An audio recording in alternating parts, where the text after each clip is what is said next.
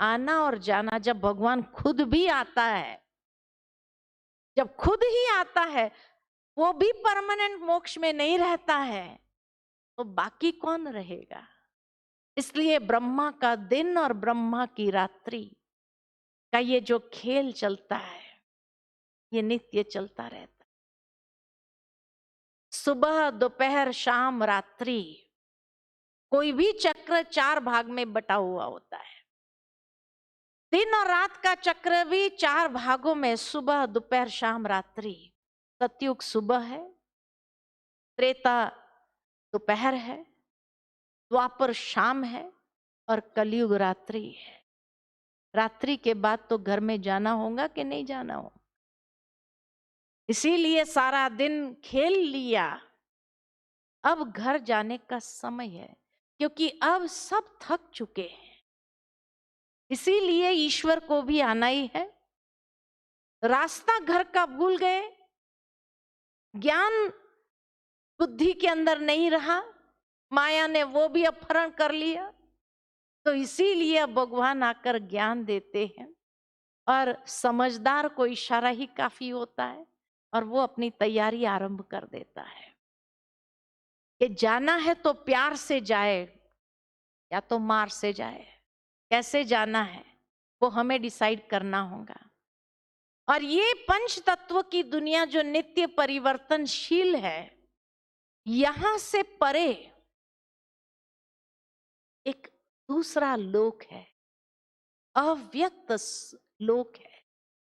इसके अतिरिक्त एक अव्यक्त शाश्वत प्रकृति है, जो सभी पंच महाभूतों के नाश होने पर भी नाश नहीं होती है और व्यक्त अव्यक्त अवस्था से श्रेष्ठ अविनाशी है और सबसे परे है। वही मेरा परम धाम है जहां मैं विराजमान हूं। अब कहां भगवान ने कहा मैं सर्वव्यापी हूं? भगवान यही तो कहा कि मेरा धाम कौन सा है? परम धाम है। भगवान ने कहा ये कहा कि मैं सर्वव्यापी हूं, कण कण में हूं? कहां कहा? गीता में तो नहीं कहा। मैं परम धाम का वासी हूं, जहां तुम आत्माएं भी रहती हो, लेकिन फिर हर एक अपने अपने समय अनुसार नीचे उतरते जाते हैं। जो पहले जागता है पहले आता है, जो बाद में थोड़ा देरी से जागता है तो देरी से आता है। इसीलिए तो पॉपुलेशन बढ़ती जाती है। ये आत्माएं कहां से आई? इतनी जो 700 करोड़ से अधिक आत्माएं हो गई, वो कहां से आई? कुछ ऊपर बैठी थी, धीरे धीरे आती जा रही है। कुछ सतयुग में आई, कुछ त्रेता में आई। जो है वो तो है ही है। यहाँ चोला बदल बदल कर खेल कर रहे हैं, लेकिन धीरे धीरे धीरे धीरे कलयुग में बहुत सारी आत्माएं उतर आई, इसलिए पॉपुलेशन बढ़ता गया। लेकिन परमात्मा कहते मैं तो परम धाम में ही रहता हूं, मैं नहीं आता हूं। मैं सिर्फ एक बार सबको लेने के लिए ही आता हूं, कि वापस घर का रास्ता बताना ये तो मेरा ही काम है। आप लोग तो भूल गए, तो मैं आता हूं अधर्म के समय पर, और अधर्म के समय पर आकर उस धाम का पुनः रास्ता बताता हूं। और फिर इस भौतिक जगत से जाने के 2 मार्ग के बारे में स्पष्ट करता है। एक प्रकाश का मार्ग है, दूसरा अंधकार का मार्ग है। शुक्ल मार्ग है, कृष्ण मार्ग है।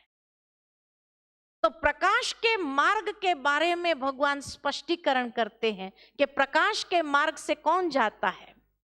तो कहा जो मनुष्य प्रकाश के मार्ग से जाता है वह ज्ञान युक्त कर्म मार्ग, अर्थात जिसमें यज्ञ सेवा की अग्नि जलती हो, बुद्धि की प्रभा सूर्य के समान चमकती हो, हृदय आकाश में आसक्ति के बादल न हो और भावनाओं का पूर्ण उजाला हो, शुभ भावनाओं से संपन्न हो, वो प्रकाश के मार्ग से जाता है ऐसे दिन के शुभ क्षण में, शुक्ल पक्ष में, यह सूर्य जब उत्तरायण में रहता है, तब प्राण तन से निकले वह आत्मा श्रेष्ठ गति को प्राप्त हो। प्रकाश का मार्ग। सिंपल शब्द में अगर मैं उदाहरण देकर के आपको कहूं कि मान लो कि आपके घर में 2 बच्चे हैं। एक बच्चा बहुत आज्ञाकारी है और दूसरा बच्चा तूफानी है। अब जो आज्ञाकारी है स्कूल से आता है, अपना होमवर्क कर देता है, फिर खेलने जाता है, खेल भी करता है और फिर आकर के रात को सो करके सुबह जैसे ही होती है तैयार होकर के माँ जब उठाने आती है दोनों बच्चों को, तैयार हो जाता है, अपने आप तैयार होकर रेडी हो जाता है। लेकिन जो तूफानी बच्चा है, स्कूल से आया, अपना बस्ता फेंका, खेलने में चला गया, होमवर्क करना भूल गया। अब जब होमवर्क ही नहीं किया है, सुबह में माँ जब उठाती है, बेटा उठो, उसको मालूम है, याद आता है मैंने होमवर्क तो किया ही नहीं, अब स्कूल जाऊंगा तो पनिशमेंट मिलेगी। तो वो क्या कहता है, क्या कहता है माँ को, आज मुझे स्कूल नहीं जाना है। अब माँ जानती है कि एक दिन अगर उसको ओके किया तो रोज कोई ना कोई बहाना करेगा। माँ क्या कहती, देखो बेटा स्कूल तो जाना ही पड़ेगा, कुछ भी हो जाए स्कूल तो जाना पड़ेगा। तो बच्चा क्या कहता है, अरे मुझे पेट में दुख रहा है, मेरे पेट में दुखता है, आज मेरी तबीयत ठीक नहीं, मैं स्कूल नहीं जाना चाहता। माँ कहती है अच्छा डॉक्टर को बुला लेते, एक इंजेक्शन लगा देंगे, ठीक हो जाएगा। अब इंजेक्शन के डर नहीं, पेट में नहीं दुख, लेकिन मुझे स्कूल नहीं जाना है। अब माँ उसको कहती है अच्छा बेटा आज स्कूल जाएगा ना तो तेरे मन पसंद चीज खाने में बनाएंगे। कहा नहीं मुझे मन पसंद चीज भी नहीं खानी, लेकिन स्कूल नहीं जाना है। जिद पर आ गया। अच्छा नहा तो ले, कहता नहीं नहाना भी नहीं, नहाना भी नहीं, क्योंकि उसको मालूम है नहाऊंगा तो जाना पड़ेगा, नहाना भी नहीं है, लेकिन स्कूल नहीं जाना है। अब लालच दिया, सब कुछ दिया, उसके बाद भी वो बच्चा नहीं मानेगा, तो लास्ट में माँ क्या करेगी, 2 थप्पड़ मार कर खींच करके ले जाएगी, बाथरूम में नहलाएगी और नहला करके जाना तो पड़ेगा। अब दोनों बच्चे स्कूल जा रहे, एक हंसता हुआ जा रहा है, एक रोता हुआ जा रहा है। जब पिता छोड़ने जाते हैं तो पिता उसके क्लास टीचर को कहते हैं आज जरा उसको मार पड़ी है, आप संभाल लेना। कहते कोई बात नहीं। अब बच्चा जब रो करके आता है तो थक जाता है, रो करके थक जाता है, तो स्कूल में जाएगा, बेंच पर सिर रख करके सो जाएगा, थक गया, सो गया। टीचर भी क्या कहती है, कोई बच्चा उसके पास नहीं जाएगा, कोई बच्चा उसके रहने दो उसको ऐसे ही। सारा दिन इतना मूड ऑफ उसका रहा। उसके दोस्त रिसेस में आए उसके पास, चलो खेलने, नहीं खेलना है, नहीं खेलना है, इतना उदास अपसेट है, मार जो पड़ी है। शाम को घर आता है तो भी इतना बड़ा चेहरा उसका होता है, किसी से बात नहीं करना। माँ उसको मनाने का प्रयत्न करती है तो भी बात नहीं करता है। फिर उसके दोस्त आते, अरे क्या ये सुबह से मुंह बना के रखा है, चल खेलने के, उसको घिसट के ले जाते हैं खेलने के, और खेल में सब कुछ भूल जाता है, नॉर्मल हो जाता है। भगवान के भी 2 प्रकार के बच्चे हैं, एक आज्ञाकारी है, दूसरे थोड़े तूफानी हैं। अपने आप को देखो मैं कौन सी कैटेगरी में हूं। जो आज्ञाकारी है तो भगवान जब आते हैं और कहते हैं मेरे साथ योग लगाओ, आत्म शुद्धिकरण करो, जीवन रूपी यज्ञ का शुद्धिकरण करो, जो आज्ञाकारी है वो तो शुद्धिकरण करने लगते हैं। और इसीलिए जब यज्ञ सेवा की अग्नि जलती हो जिससे शुद्धिकरण हो रहा, बुद्धि की प्रभा ज्ञान से चमक रही हो, हृदय आकाश में आसक्ति के बादल न हो, कोई इच्छा, आसक्ति, तृष्णा ये नहीं है, और भावनाओं का पूर्ण उजाला, ये आज्ञाकारी बच्चों के लक्षण है।